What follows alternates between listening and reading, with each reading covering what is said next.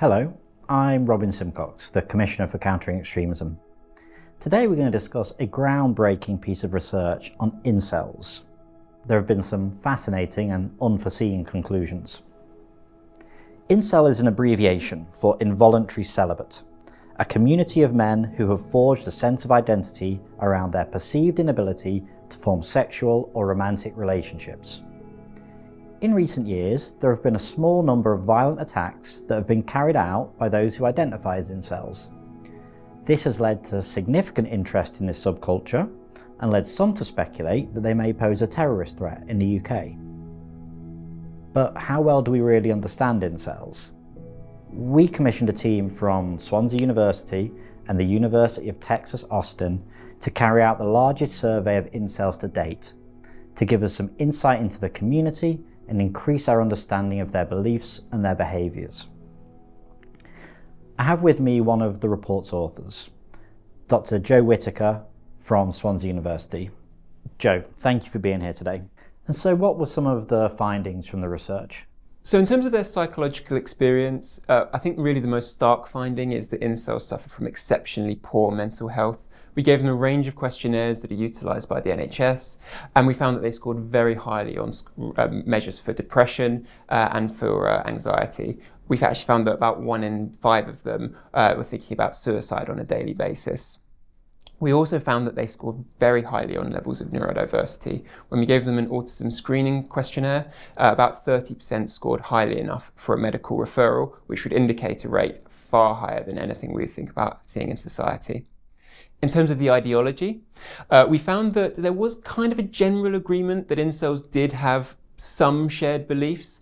So there's this general idea that about 80% of women are interested only in about the top 20% of men that they call chads. So that's people who are the best, most attractive, that's people that are of the highest status, and that's people that are richest.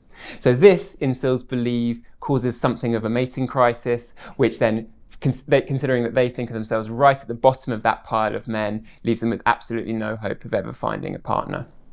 Perhaps more stark than that, though, is that we did find about 5%, so about 1 in 20, said that violence was often justified against the people that were causing harm against incels.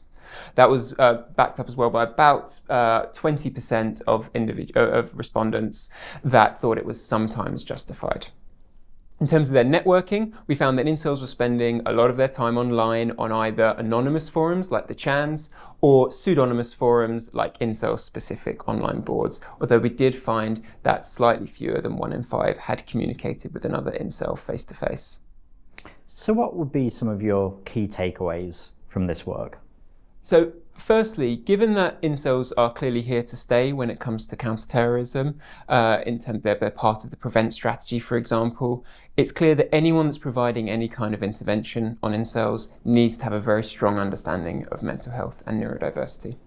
The second key takeaway, and I think this extrapolates more broadly to extremism and radicalization, is that neither poor mental health nor neurodiversity causes radicalization, but rather it's a bit more of this perfect storm in which a range of different vulnerabilities and stresses may come together, and that may include mental health and neurodiversity, may come together with the wrong ideology at the wrong time, and also a group of like-minded people that can kind of egg each other on and inflame each other into these extreme beliefs and potential extreme violence.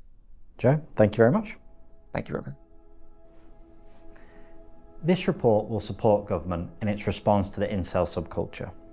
If you work in counter-extremism or have an interest in this area, be sure to read the report and share the findings with your colleagues and networks.